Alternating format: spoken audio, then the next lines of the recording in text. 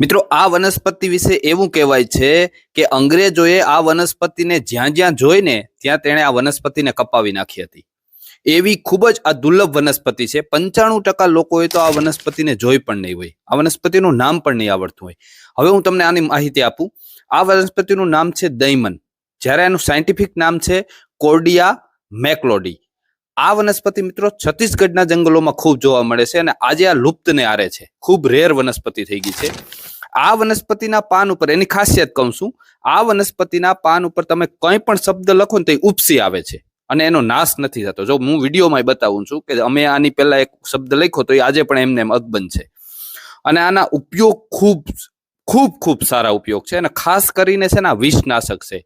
સૌથી બેસ્ટમાં બેસ્ટ વિષનાશક વનસ્પતિ છે અને દારૂ જેવા વ્યસન છોડાવવા માટે પણ આ વનસ્પતિ ખૂબ ઉપયોગી છે.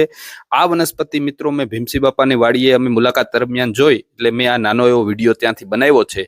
અને એક બીજી વિનંતી એ કરવા માંગુ છું કે જો તમે આ વનસ્પતિ વિશે વધુ જાણવા ઈચ્છતા હોય, વધારે લોંગ વિડીયો તમામ માહિતી મેળવવા માંગતા હોય, ખાસ એક કોમેન્ટ કરજો તો હું તમારા માટે ખાસ લોંગ વિડીયો આના વિશે બનાવીશ અને ડિટેલમાં બધી માહિતી આપી કે આ વનસ્પતિ શું છે અને કેવી ઉપયોગી છે. જય ગિરનારી મિત્રો.